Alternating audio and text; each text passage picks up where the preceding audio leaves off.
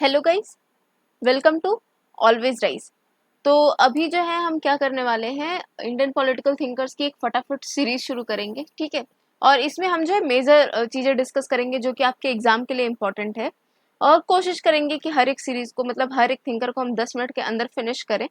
सबसे पहली बात, आपको कमेंट डाउन करके ये बताना है, यूट्यूब पे ही अभी आप जब देखोगे तभी वहीं पे आपको कमेंट करके ये बताना है कि whether you want this series to be continued. यहाँ पर मैं दो चीज़ें क्लियर कर देना चाहूँगी कि अगर आप मुझसे ये पूछोगे कि मैं क्या सारे थिंकर्स को कवर कर पाऊंगी, मैं आपको गारंटी नहीं देने वाली हूँ।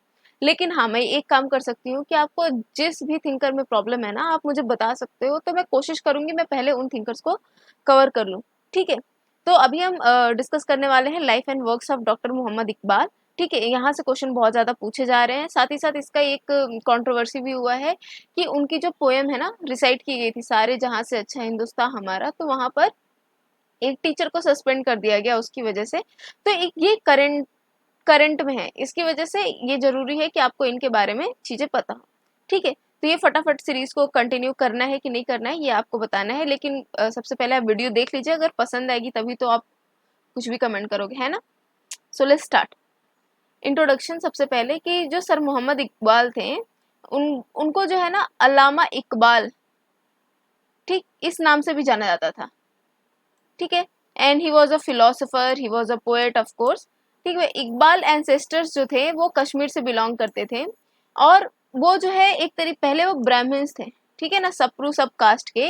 उसके बाद से इन लोगों ने क्या किया था, इस्लाम को एम्बेरस कर लिया था, और उसके बाद से वो कश्मीर से सियालकोट चले गए थे, वहां से ये मूव हो गए थे। तो ये इनकी अर्ली लाइफ है जिसके बारे में आपको एक बेसिक आइडिया होना चाहिए, ठीक है। अब एक और चीज कि इनकी जो वर्क्स हैं वो जो है प्राइमरली उसमें लिखी गई है पर्शियन में rather than Urdu, because he used to love Urdu, sorry Persian, ठीक है। क्योंकि उनको पर्शियन पसंद था, इसकी वजह से वो ज्यादातर उनके जो भी वर्क्स आपको मिलेंगे ना, वो पर्शियन में मिलेंगे। बहुत कम मतलब गजल्स जो है, कुछ कविताएं हैं, वो ज्यादा आपको उर्दू में मिलेंगी। अब आते हैं उनके वर्क्स पे, हम लोग ज्यादा से ज्यादा फैक्चुअल चीजें डिस्कस करेंगे। तो 1915 में उन्होंने अपनी फर्स्ट कलेक्शन ऑफ पोएट्री को पब्लिश किया था, और इसका नाम था असरार ए खुदी, ठीक है। इसको बोलते हैं सीक्रेट ऑफ सेल्फ, और ये भी क्या था आपका, पर्शियन लैंग्वेज में था, ठीक है। फिर दूसरी थी उनकी रुमुज ए बेखुदी, यानी हिंट्स ऑफ सेल्फलेसनेस। इसमें जो है इकबाल जो है एक तरीके से ये बताना चाहते हैं कि जो इस्लामिक वे ऑफ लाइफ है वो किसी भी नेशन के लिए सबसे सही है, ठीक है। लेकिन जहां पर बात आती है कि आपको अपने इंडिविजुअल इंटरेस्ट को सामने रखना है, ठीक है, या फिर नेशन को, तो वो बोलते हैं कि यहाँ पर क्या करना है, हमें जो है अपने इंटरेस्ट को सेक्रीफाइस करना है, अपने एम्बिशंस को सेक्रीफाइस करना है, किसके लिए, बट उस नेशन के लिए जहाँ पे आप रह रहे हो, ठीक है।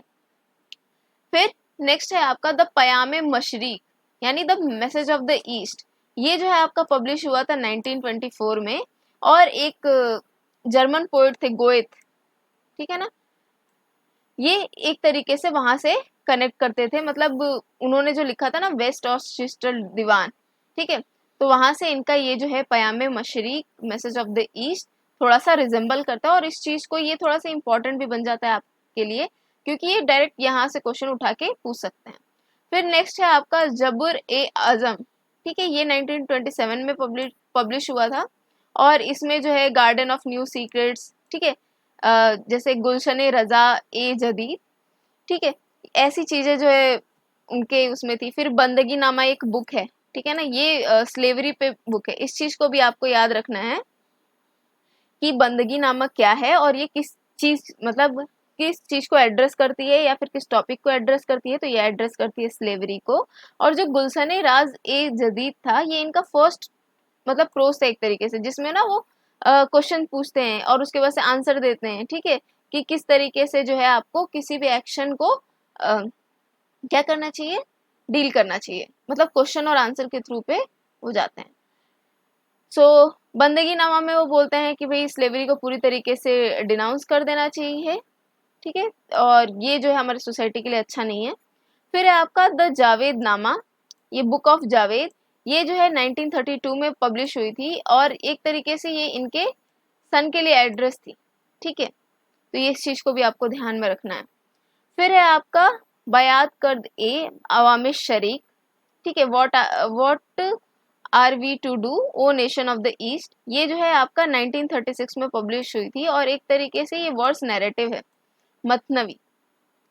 कि इस पोएम में इकबाल जी जो है वो एक तरीके से कोड ऑफ कंडक्ट देते हैं मुस्लिम्स को कि किस तरीके से आपको एक पीस लविंग सोसाइटी बनानी है, ठीक है।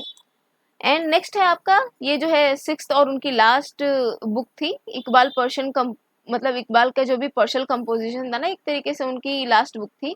और ये वाली जो बुक है ना, ये उनके मतलब डेथ के बाद पब्लिश हुई थी, ठीक है। नहीं, ये 1938 में पब्लिश हुई थी और इस बुक का नाम था अरमुगन ए हिजाज, ठीक है। और एक तरीके से ये जो इस्लाम की बैकग्राउंड है, ठीक है, और इस्लाम की क्या फिलॉसफी है इस उसमें इस चीज को बताते हैं। किसमें बताते हैं? अरमुगान ए हिजाज। कोशिश कीजिएगा कि हम जो भी पढ़ा रहे हैं आप उसको यहीं पर याद कर लें, ठीक है, मतलब देखना ना पड़े। फिर है इकबाल का बंगेदारा, ये क्वेश्चन भी आया था, राइट। इकबाल का Bang-e-Dara the call of the marching bell, ये इनकी फर्स्ट कलेक्शन थी उर्दू पोएट्री की और ये पब्लिश हुई थी 1924 में। और ये 3 distinct phases of his life में पब्लिश हुई थी। मतलब अगर आपको ना ये दे दिया जाए कि इकबाल बंगेदारा कब पब्लिश हुई थी, तो आपके बहुत सारे ऑप्शन होंगे, तो वहाँ पे आपको कंफ्यूज नहीं होना है। जो सबसे पहला पब्लिश हुआ था वो 1924 में पब्लिश हुआ था। इसके बाद से 3 फेजेस में और भी पब्लिश हुए थे, वो उतना इंपॉर्टेंट नहीं है आपके लिए जानना, इसलिए आई हैव नॉट इंक्लूडेड। फिर उनके जो अदर उर्दू वर्क्स थे वो थे बल ए जिब्रील 1935 में, इसका मतलब है विंग्स ऑफ गैब्रियल। दूसरा है जरेबे कलीम 1936 में, the road of mosses, the rod of mosses. फिर उसके बाद से इकबाल ने 2 बुक और लिखी थी on the topics of the development of metaphysics in Persia and second the reconstruction of religious thought in Islam. ये क्वेश्चन पूछा जाता है, so this is very important. The reconstruction of religious thought in Islam ये publish हुआ था आपका 1930 में, ठीक है। तो इस चीज को आपको डेट वाइज याद रखना है। अब कुछ इंपॉर्टेंट चीजें हम लोग जान लेते हैं जो कि आपको जानना जरूरी है कि इकबाल को जो है मुस्लिम लीग में उनको प्रेसिडेंट इलेक्ट किया गया था इलाहाबाद सेशन में, ठीक है, यूनाइटेड प्रोविंस में, यानी अभी का उत्तर प्रदेश, ठीक है। एंड उसके बाद से लाहौर सेशन में भी, यहाँ पर कांग्रेस का नहीं है, मुस्लिम लीग का सेशन है, ये भी आपको ध्यान में रखना है। यानी वो 2 बार उनको एज अ प्रेसिडेंट नॉमिनेट किया गया था, इलेक्ट किया गया था। पहला था आपका 1930, सेकेंड है आपका 1932, दैट वाज इन लाहौर। और जो इनका 1930 वाला सेशन था, दिसंबर 1930 इलाहाबाद वाला सेशन, वहां पर एक तरीके से इन्होंने पाकिस्तान के आइडिया को मूव किया था कि there should be a Pakistan, ठीक है। तो ये क्वेश्चन आपसे पूछा जा सकता है कि मुस्लिम मेजॉरिटी प्रोविंस यानी पाकिस्तान का सबसे पहला जो आइडिया है वो मोहम्मद इकबाल ने किस सेशन में दिया था, ठीक है। तो he was known as the founding father of Pakistan. अब यहाँ पर सारे जहाँ से अच्छा हिंदुस्तान हमारा, हम बुलबुले हैं इसके, यह गुलसिता हमारा। और ये जो है पोएट्री उन्होंने लिखी थी, और ये कब लिखी थी? जब आपका बंगाल का पार्टीशन हो रहा था ना, तो उस टाइम पे सब लोगों को एक साथ लाने के लिए इन्होंने ये चीज़ लिखा हुआ था। So that is all for Mohammad Iqbal. I hope last में एक और चीज़ है जो मैं भूल गई, he is also known as patron of Tolu Islam. तौले इस्लाम क्या है? तौले इस्लाम जो है एक historical, political, religious and cultural journal है, ठीक है, of Muslims of British India, ठीक है। जब अभी पार्टीशन नहीं हुआ था तब तौले इस्लाम नाम का एक जर्नल पब्लिश हुआ था और एक तरीके से हिस्टोरिकल, पॉलिटिकल, रिलीजियस और कल्चरल हर एस्पेक्ट को ये डील करता था, ठीक है।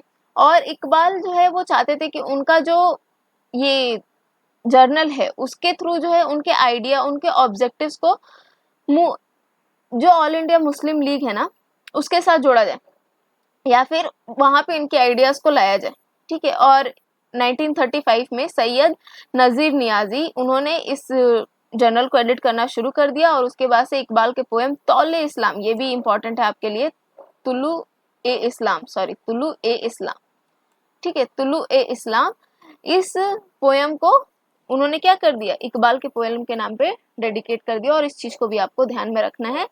And Niazi dedicated the first issue of the journal to Iqbal the journal would play an important role in Pakistan movement, ये आपको चीज में याद रखना है, कौन सा है, तौले ए इस्लाम, ये जो है पाकिस्तान मूवमेंट के लिए बहुत ज़्यादा इंपॉर्टेंट था।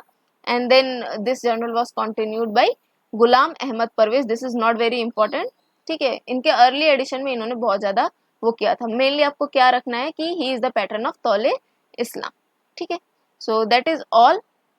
अगर आपको ये वीडियो पसंद आई है so please like share subscribe and comment करके आप अपना फीडबैक जरूर दीजिएगा। एंड अगर आपको जो है इसकी स्लाइड्स चाहिए तो आपको टेलीग्राम चैनल पे मिल जाएगा, टेलीग्राम चैनल का लिंक हम जो है आपको डिस्क्रिप्शन बॉक्स में दे देंगे। अगर आपको डेली एक क्वेश्चन चाहिए, ओनली वन क्वेश्चन, या फिर अगर आपको हमसे डायरेक्ट कांटेक्ट करना है तो आप जो है हमारे टेलीग्राम ग्रुप को ज्वाइन कर सकते हैं, उसका भी लिंक जो है हम डिस्क्रिप्शन बॉक्स में दे देंगे, और अगर डिस्क्रिप्शन बॉक्स में नहीं है तो डू कमेंट, हम आपको डायरेक्टली वहीं पे प्रोवाइड करा देंगे। So thank you so much.